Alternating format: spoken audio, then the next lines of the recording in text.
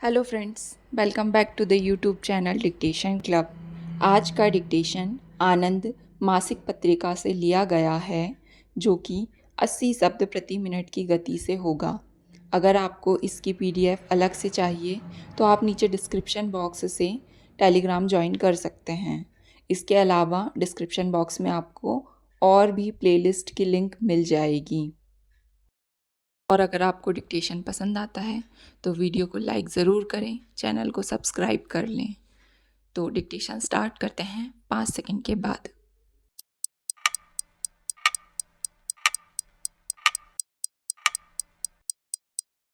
Start. महोदय, मुझे खेल प्रेमी नगर कोलकाता में नेताजी सुभाष राष्ट्रीय खेल संस्थान के पूर्वी केंद्र के उद्घाटन समारोह के अवसर पर आप लोगों के बीच आकर बड़ी प्रसन्नता हुई है।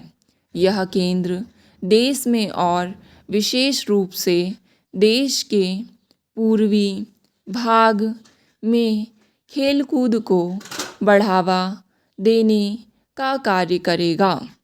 कितनी अच्छी बात है कि हमारे सम्मानित प्यारे नेता स्वर्गीय नेताजी सुभाष के नाम पर इस संस्थान की स्थापना की गई है और उनके जन्मदिन 23 जनवरी को ही इस केंद्र का उद्घाटन किया जा रहा है। नेताजी सुभाष चंद्र बोस ने अपना सारा जीवन देश की स्वतंत्रता के लिए समर्पित कर दिया था।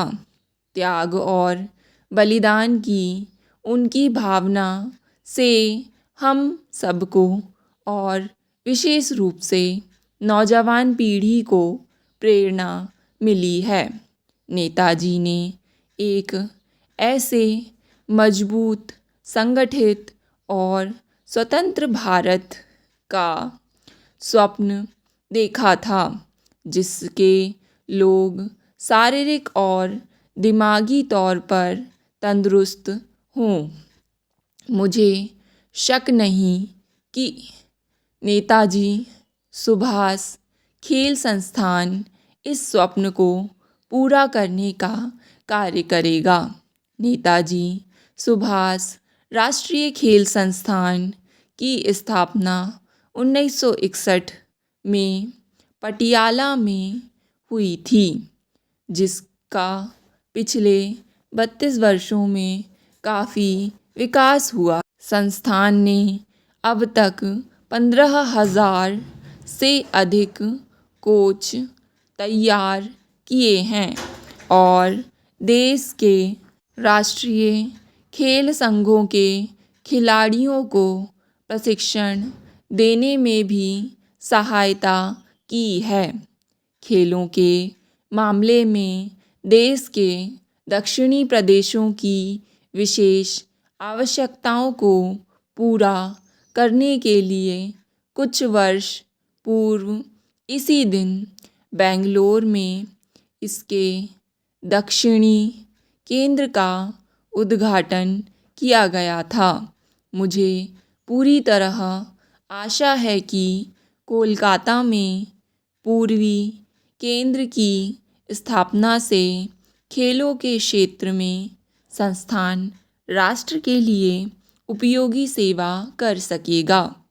कुछ वर्ष पूर्व में हमने नई दिल्ली में 9वें एशियाई खेलों का आयोजन किया था।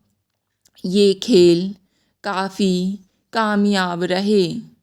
सारा राष्ट्र उन लोगों की सराहना करता है जिन्होंने इन खेलों के आयोजन के लिए काम किया था।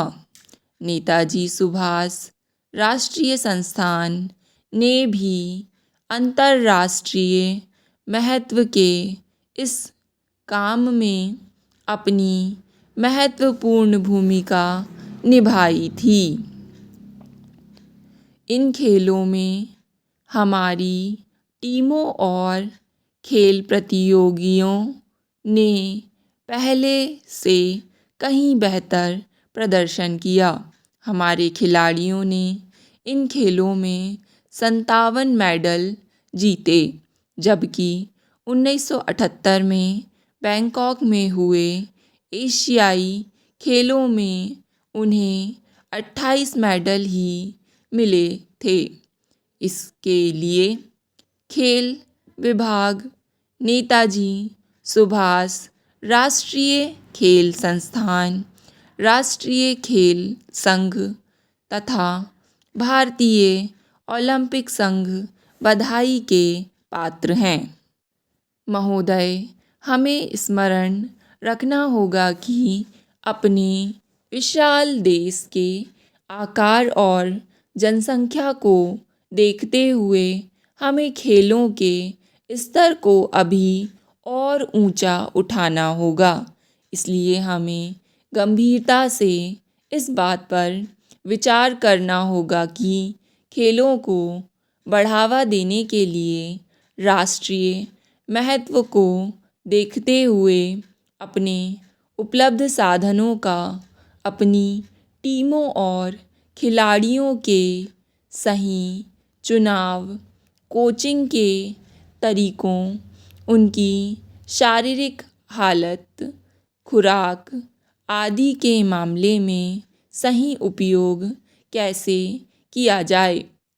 1982 के एशियाई खेलों का कामयाबी के साथ आयोजन करने और सरकार तथा खेल संगठनों द्वारा उठाए गए कदमों से खेलों के महत्व के बारे में जनता में जागृति बढ़ी है। देश में ज़्यादा से ज़्यादा लोग अंतर्राष्ट्रीय मुकाबलों में हमारी टीमों के खेल में दिलचस्पी लेने लगे हैं। इसलिए खेलों का स्तर सुधारने के लिए पूरी कोशिश की जानी चाहिए। राष्ट्रीय खेल संघों, राज्य सरकारों, नेताजी सुभाष राष्ट्रीय खेल संस्थान, अखिल भारतीय खेल परिषद और खेल विभाग सभी को खेलों की प्रगति के राष्ट्रीय लक्ष्य को प्राप्त करने में महत्वपूर्ण भूमिका निभानी होगी। खेलों को बढ़ावा देने और देश में खेलों के स्तर को ऊंचा उठाने के मामले में केंद्रीय सरकार ने एक अलग खेल विभाग की स्थापना की है और 1982 के एशियाई खेलों के लिए अंतर्राष्ट्रीय दर्जे की सुविधाएं उपलब्ध कराने के लिए काफ़ी खर्च किया गया था, जिससे पता चलता है कि केंद्रीय सरकार खेलों को कितना महत्व देती है। अब ये सारी सुविधाएं देश के युवकों को उपलब्ध है। यह आवश्यक है कि इन सुविधाओं को बनाए रखा जाए और इनका पूरा इस्तेमाल किया जाए। अपने अपने क्षेत्रों में खेल को बढ़ावा देने और शिक्षा संस्थानों तथा आम जनता के लिए खेल संबंधी सुविधाएं उपलब्ध कराने की राज्य सरकारों की विशेष जिम्मेदारी है।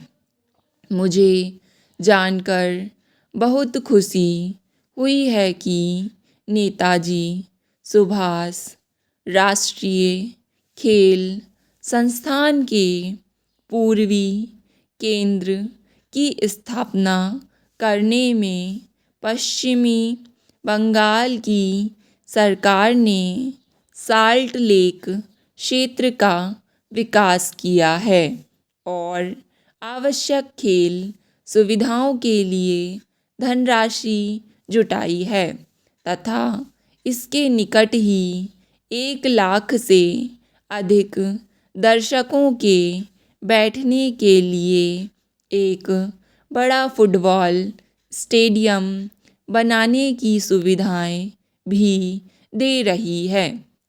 मुझे आशा है कि यह केंद्र हमारे देश के पूर्वी भाग के लोगों की काफ़ी समय से अनुभव की जा रही खेल संबंधी आवश्यकताओं को पूरा कर सकेगा। स्टॉप।